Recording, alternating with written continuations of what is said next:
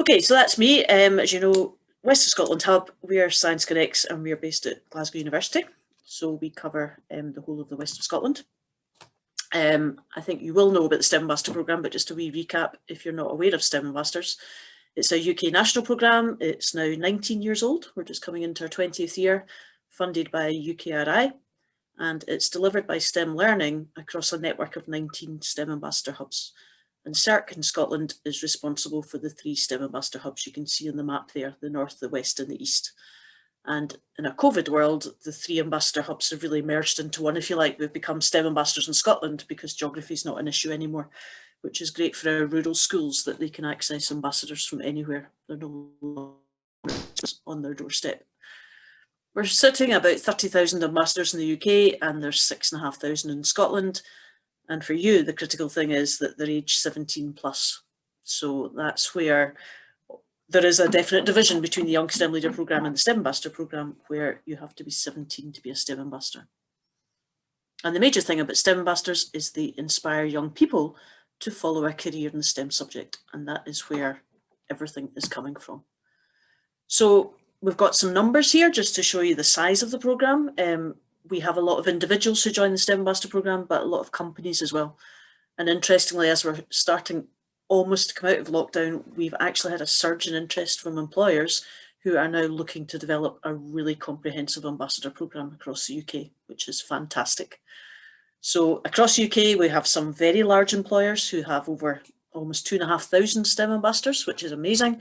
In Scotland, we have over 200 employers, which have more than 5 STEM ambassadors, and then we've got about 15 employers who are almost over the 100 within their cohort in Scotland, which is amazing. And I think many of you will probably have already connected with Jacobs and BAE Systems. They have the largest number of ambassadors in Scotland, but Babcock International is definitely on their heels across the various sites that they are. So the programme is by no way means reduced during COVID. We actually have done an awful lot of online stuff. We're recruiting more ambassadors and we're bigger and better than before.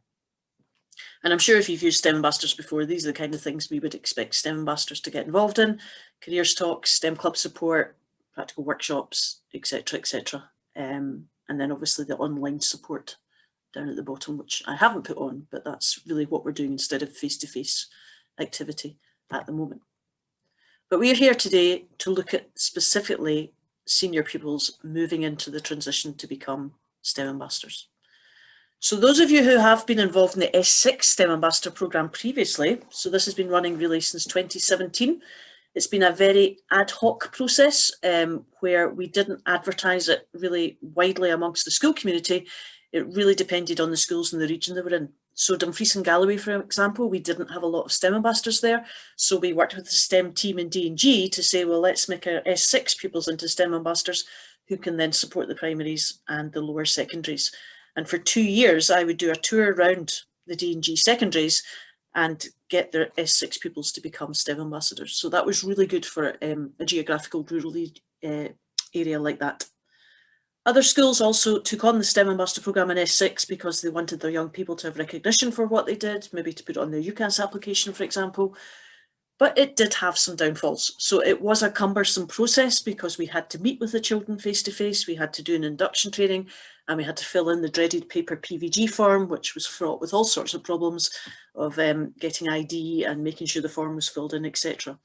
So it was a good programme. It was good to get kids engaged and to get them to support the younger school, but we really needed a structure to keep it going. We needed to keep that momentum. We needed to ensure that these pupils were engaged and they really were following a path.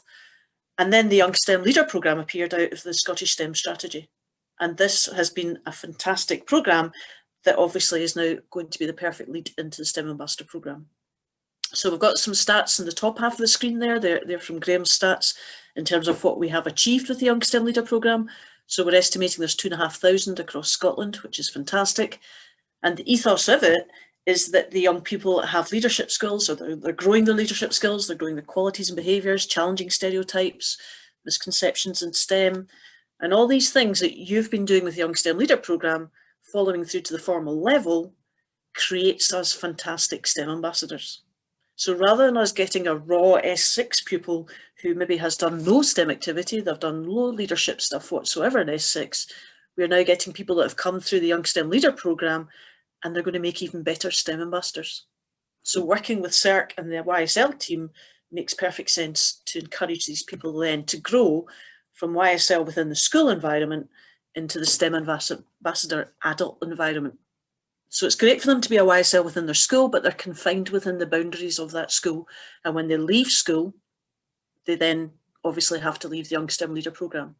So being a STEM ambassador enables them to carry on. They can build on their leadership skills and the STEM delivery skills they've gained through YSLP.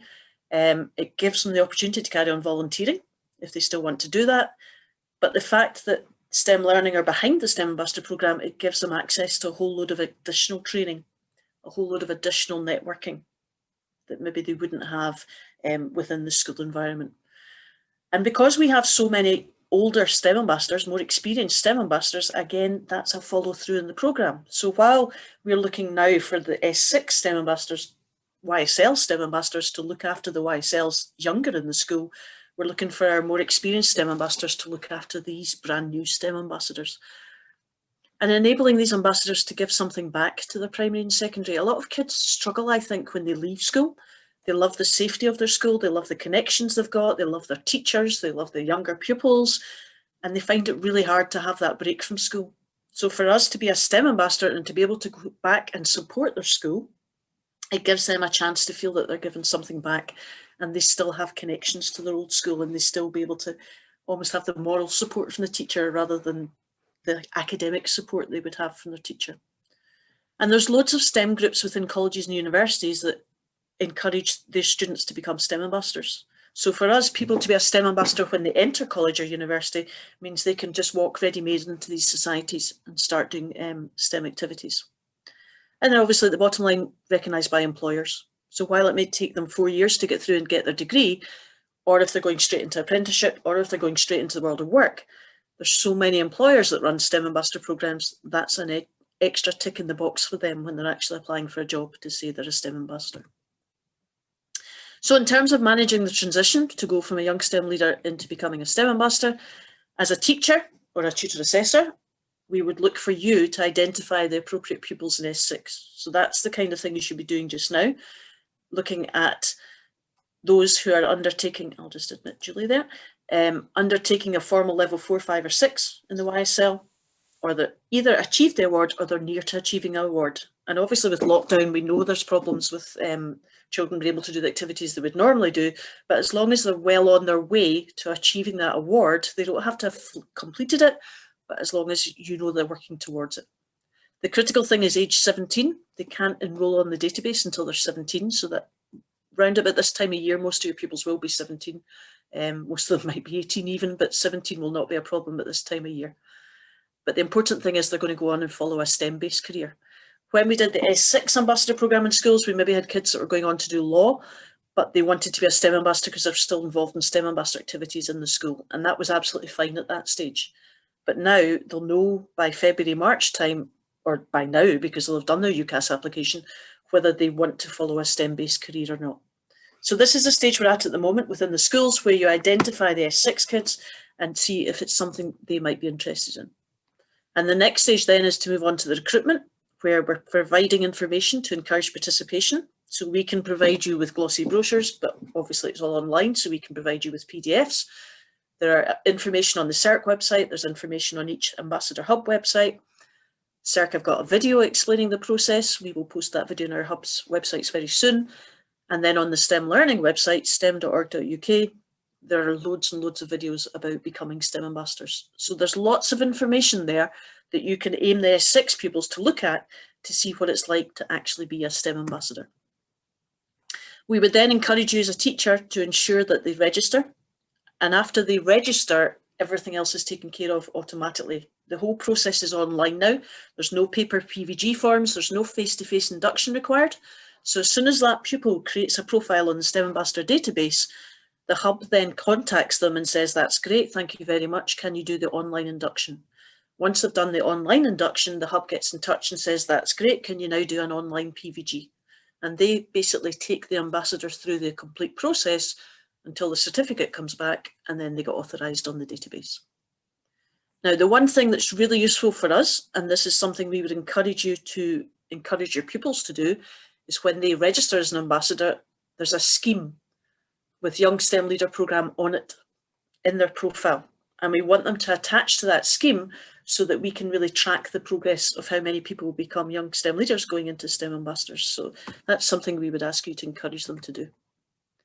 And then once they've signed up and they've become a STEM ambassador, in the process of becoming a STEM ambassador, we want them to continue with the Young STEM Leader Programme. We could do the both in parallel. We don't want them to stop Young STEM Leader because they're a STEM ambassador. So if they're still at school, they carry on with the Young STEM Leader Programme. But we want the tutor assessor or the teacher to sit down with the YSL people and prepare a plan to say, right, this is what we want you to do going forwards once you've left school, okay? We really want to keep that programme going, because the benefit for the tutor assessors and for the teachers is that they have this ready-made supply of STEM ambassadors who are going to come back into the school. But we really need to encourage that and to make sure that happens. So this flowchart here, it's on the CERC website, that really tells you the timelines of what we're looking at. So we're in January right now. So it says the YSLP and the hubs share information, which is exactly what this session's for.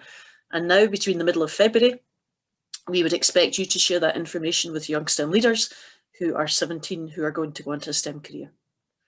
And as soon as possible, because the PVGs are taking quite a while to come back now, that if as soon as possible they can register online starting from tomorrow to become a STEM ambassador, it means we can get their PVG in the system as soon as possible. And what we're really aiming for is to try and get the ambassadors all PVG checked by the end of March. So they're taking 5 or 6 weeks at the moment, so it is quite possible, but we really want them to be authorised STEM ambassadors before they leave school so that you can then get the benefit from their activity. Now, these are not set in stone. These are just guidelines that we're saying, you know, from now on, you should start the process. So don't worry if it slips. Don't worry if you've got too many other things to worry about with online schooling, etc. But this is just information for you. You can take this slide. I can send you a PDF of it, but this really is all that the young people need to know in terms of registering. So stage 1 is where they register online. They go to that website, they fill in a profile, that automatically connects to their local hub. So that's us. And we then send them an email saying, thank you very much for registering. We then direct them to where they do the online induction. That lasts about an hour and a half, but they can stop and start it. It's various modules. There's a transcript that they can read through it rather than listening to it. But at the end of it, there's a safeguarding quiz. And it's all about working with young people and making sure they're in a safe environment. So once they complete that safeguarding quiz, that flags up to us that they've finished their induction, and then we get in touch with them to do their PVG. Again, it's online. We do a Zoom call with them to check their ID, which is fantastic because in England they're not allowed to do that at the moment. And then it means we can get them in the process. So we remove a lot of the barriers that we had when we were coming out to schools to do the S6 programme. So once they're authorised and you've got a group of STEM ambassadors, these are the important points. I'll send these slides to you after today, but basically you have to do 4 hours, obviously, for the Young STEM Leader activity to be logged, but any additional hours on top of that can be logged as STEM ambassador activity. So even if they're working on Young STEM Leader activities, as soon as they're an authorised STEM ambassador, they can start bagging those hours as volunteering hours. Now, we probably put a limit of about 10 on it. We don't want hundreds and hundreds of Young STEM Leader hours logged, but in this day and age, there's probably not that many hours left before the end of March anyway, so we would expect them maybe to log 10 extra hours of STEM ambassador activity. We would like you as a tutor assessor or a teacher to work with your group of ambassadors before they leave school. We want to encourage them to come back in the summer term once they've left school, and you want to encourage them to come back next academic year, whether it's online, if they're away up in Aberdeen or whatever, or they're on your doorstep. But if you plan a series of activities with them and say, right, we'd love you to support these things, it means they can put it in their diaries and they can know that they are coming back to support the school. I'd recommend you set up a Teams meeting, and maybe your STEM ambassadors are within that Teams group that you can communicate with each other. It's really important if you have maybe 5 or 6 ambassadors within the school to maybe give them different jobs to do. So one could be looking at resources, one could be looking at timelines of when you're going to do projects, almost helping out the tutor assessor with the planning of what they're going to do. One could be looking after social media. What are we going to tweet in terms of what we've done with the YSLP programme in the primary and the secondaries, for example. And then for the benefit for these new STEM ambassadors, we would like to invite experienced ambassadors maybe into the school before the end of March to meet with the new STEM ambassadors to talk about their experiences of being a STEM ambassador, to encourage them to be a STEM ambassador, to try something different and try something new. So again, that we're building that whole pipeline of the experienced people helping the younger people. And maybe if you do have ceremonies for your awards, you could maybe invite these STEM ambassadors back either to present the awards or to give a talk on what they've done as STEM ambassadors, or just to be there and have their STEM ambassador badge on and say, look, I've progressed on to the next stage. The STEM ambassador system works with teachers putting requests on a database and ambassadors volunteering for these requests. So maybe you could encourage your new ambassadors to buddy up and 2 of them volunteer for an activity on the database that's outside of the school. So they volunteer to go to a wider place. They'll be nervous to do that, but 2 of them together might be better than 1 trying out this thing. Okay, and as I said earlier, investigate what societies are maybe going to be available that they can get in touch with as soon as they start university or college. Okay, so once they've registered, the process is managed by us as the hub.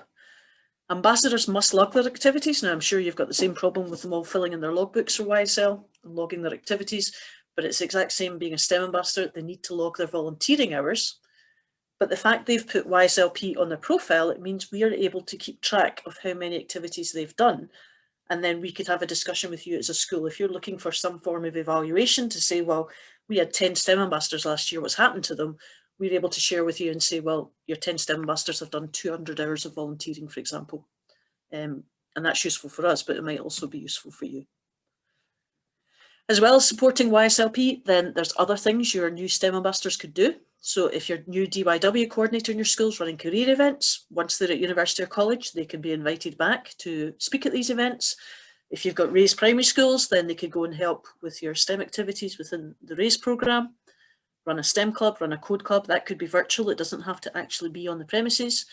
If you're a school that's involved in EDT Scotland's Industrial Cadets Challenger and they need a mentor, now there is funding implications that normally industry would fund the mentors, but maybe EDT would be interested in having some younger mentors supporting the older mentors. And then if you're running competitions, challenges, primary transition events, all these kind of things, then obviously your STEM ambassadors could get involved in that.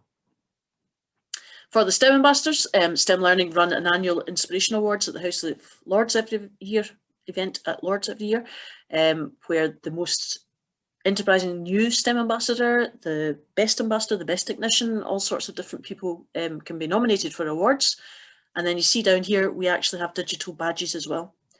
And if you're on LinkedIn, you might start to notice that STEM ambassadors are posting their digital badges every quarter. STEM Learning look at the database, and if you have so many hours of volunteering, you get awarded a digital badge, and people like displaying that on their LinkedIn page. So that's almost becoming kudos of how many volunteering hours they've been involved in.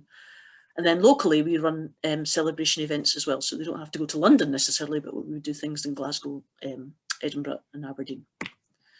So the 3 STEM ambassador hubs are there. I think we've got people maybe from mostly the west of Scotland, but we do have people from other places in Scotland. These are our contacts. You can certainly contact either of us or any of us for any more information, but essentially the 3 hubs work together under the banner STEM Ambassadors in Scotland. Okay, that's all I'm going to say, so I will stop sharing.